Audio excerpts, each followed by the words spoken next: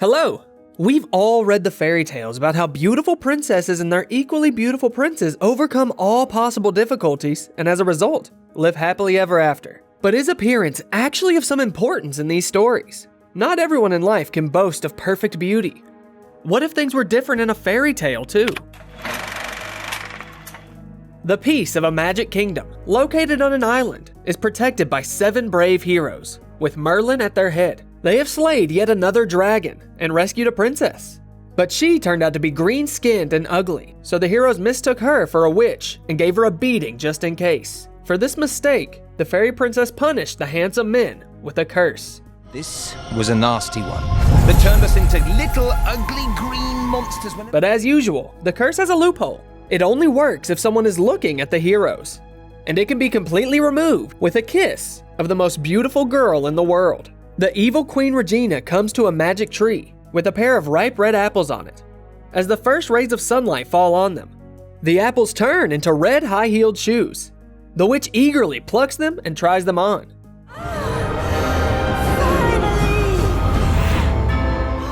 The spell fails, and the enraged queen throws the shoe at the floor, knocking off the head of one of her little wooden servant bears.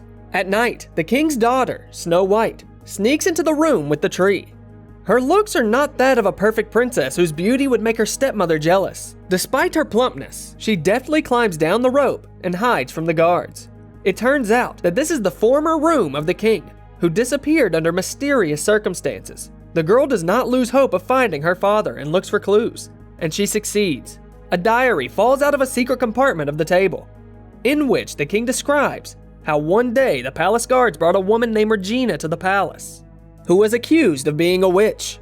The king did not recognize the wolf in sheep's clothing and fell in love. After the wedding, the woman brought a magic mirror to the palace, which was attached to the branches of the tree. And the more the tree took root and grew, the fewer servants there were around the palace.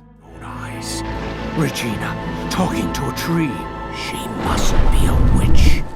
And though the king had uncovered her evil plans, it was already too late. He only had time to hide Snow White in a secret room and tell her to seek help from the 7 heroes.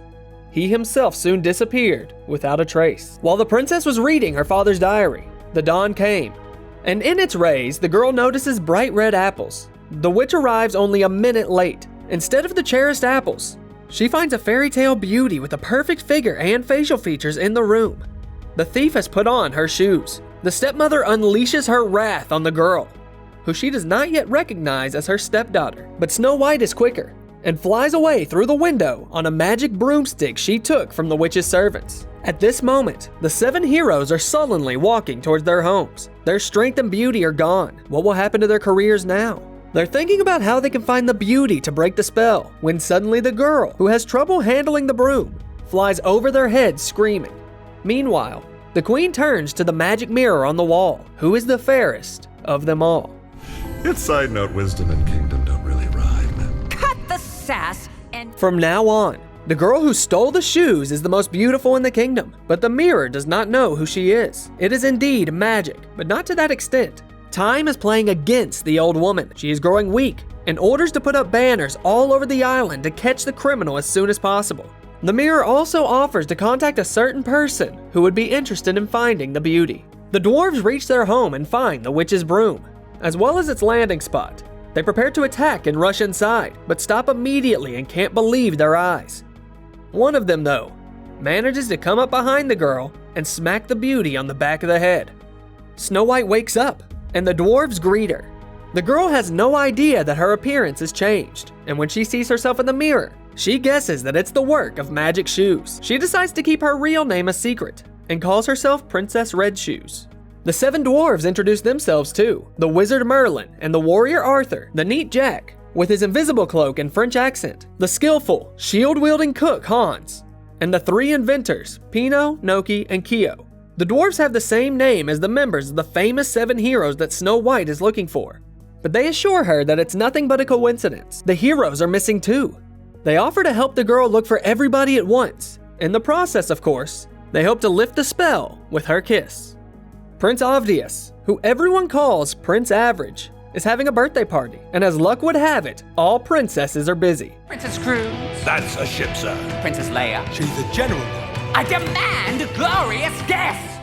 The evil stepmother visits the birthday boy and shows him a portrait of a beautiful woman. If he finds her, he will get a companion of his stature, and the witch will get back her stolen shoes. They make a deal, and the prince and his 2 giant bodyguards set off in pursuit. In the evening, the dwarves are looking for ways to charm the girl, and Merlin even contemplates how he could attract her with magic. The girl, meanwhile, spots a dark silhouette in the window that resembles her father and runs off into the night forest. She desperately wants to find her dad, and of course, the figure turns out not to be a king at all, but a monster, a huge wooden rabbit. You're a vegan bunny, right? Merlin appears just in time. The pair flee from the leaping monster, and while the girl looks back, the wizard regains his former strength and appearance.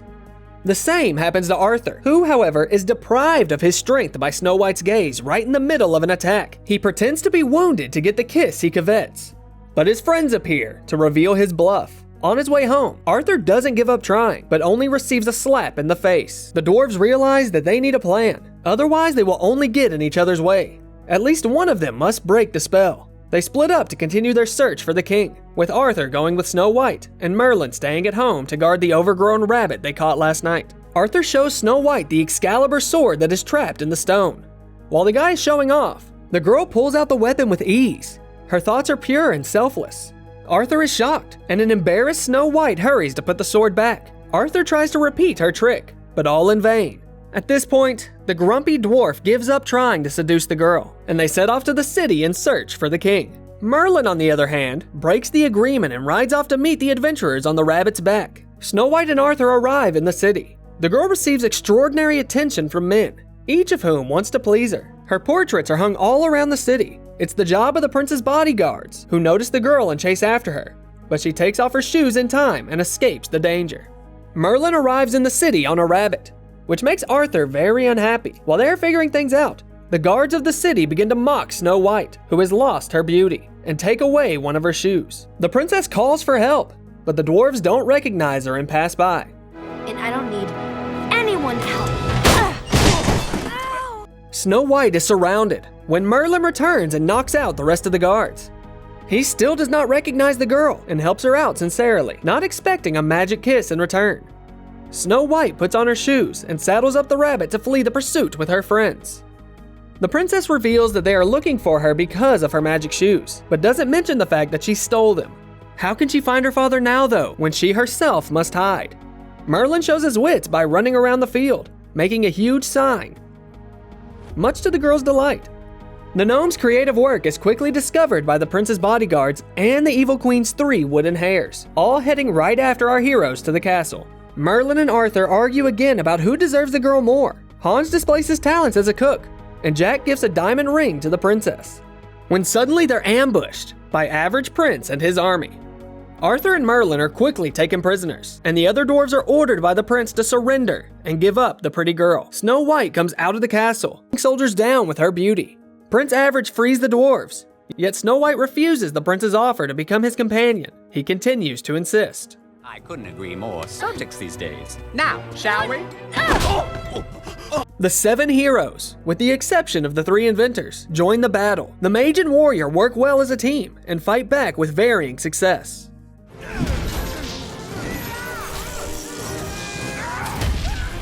Hans saves Arthur with his shield, but they both are beaten by a huge soldier. This gives the invisible Jack the opportunity to save Snow White. However, there is nowhere to run from the high cliff. Luckily, the friends are saved by Pino, Noki, and Kyo, who have finally finished their battle machines. But the prince responds with a volley of cannon shots that knock the robot to the ground with an accurate hit. The cannonballs also damage the wooden facade of the dwarves' castle. At that point, Merlin provokes the enemy, and soon the huge structure falls directly on top of the prince's army, who has nothing left to do but shake off the dust and walk away. In the evening, Merlin and Snow White are alone in the barn. The girl notices that the guy is too fixated on appearance, while she doesn't care about it at all. The princess even enjoys spending time with the little green dwarf. Merlin, though, does everything he can to get a kiss. The girl decides to reveal her real appearance to the protagonist, but for some reason, she cannot take off her shoes, despite all her efforts. The princess failed the mission and gets a visit from the angry queen. She threatens the unfortunate man and leaves him with apples, which turn Prince Average and his bodyguards into huge wooden monsters.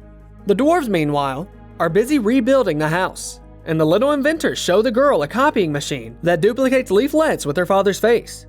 But in order to distribute them, they must be dropped from a height. Merlin finds a solution by retrieving a broom stuck in a tree. The characters are so caught up in their flight and dreams that they accidentally crash into a tree. They find themselves alone again, and Snow White tries to hint that she won't be as pretty without her shoes. Merlin replies that he knows what it's like to look different than how you're feeling. This phrase gives the couple a false sense of mutual understanding. They have no idea that they're talking about absolutely opposite circumstances. Snow White asks the magician for witchcraft paper, folds it, and leaves a red kiss mark on it. This is followed by the first real kiss. Merlin is overjoyed. Ta-da! You just got Merlin! What do you think? The dwarf is shocked. After all the conditions have been met. Maybe the kiss must be longer. All of a sudden, the couple is discovered by a wooden monster. The heroes flee and slide down a canyon crevasse. But even there, they find themselves surrounded. Luckily, the pursuers are clumsy, and the wizard's spell easily knocks them down. Then the monsters begin to throw stones. The dwarf and the princess are one step away from death. Then Merlin asks the girl to turn away so that his power returns to him. He is left one-on-one with the wooden Prince Average and blows up the Stone Land Bridge. The villain falls into the water, but manages to grab the wizard and drag him to the bottom. Snow White dives for her beloved. He is pinned down by a heavy stone. Now the shoes get off easily, and the girl frees the boy at the cost of her transformation. She drags Merlin to the shore, where a huge hare and cubs of the queen are already waiting for them. Through their sight, the mirror and the stepmother discover who has been hiding behind the shoe's magic all this time. The witch sets out to take revenge. In the evening by the fire, Merlin finally sees Snow White, undisguised by spells. She tells the whole truth. The boy asks why the princess didn't simply return the shoes. If I'd given up their magic, you wouldn't have helped me find my father, would you? Would you? If she weren't so beautiful, she'd be treated differently, and her doubts are not unfounded. As the girl looks away, Merlin leaves. Snow White puts her shoes back on, for no one needs her without them. The princess is sad, and remembers how there used to be a spark between her and the boy. Merlin is upset too. He remembers that Snow White wanted to take off her shoes much earlier, back in the barn, and it becomes clear to him that the girl fell in love with him at the time when he was convinced of his absolute unattractiveness. Merlin does eventually return, asks Snow White to take off her shoes, and for some reason offers the girl a red apple. This is another trick of Regina. The real Merlin, who actually changed his mind and came back, reveals it. The witch quickly grabs Snow White and teleports them both to the castle. The boy races after the kidnapper on the hare, and the wooden cubs take off to call the others for help. The heroes are armed to the teeth and raring to fight, but they're held back by Arthur, who's still struggling with his sword. Oh, zut alors, please end this. Merlin is the first to arrive at the villain's lair, and the hare leads him to the secret entrance. He fails to sneak in undetected, and Regina blackmails Snow White, threatening to kill the prisoner. The princess takes a bite off the red apple and begins to transform into an apple tree. The mirror interrogates Merlin, and we find out how the magic of the shoes works. Once you get what you want from them, the connection with the shoes becomes unbreakable. Nonetheless, Snow White did eventually take them off, so it's not that simple. How could she possibly want to save you more than she wanted to be beautiful?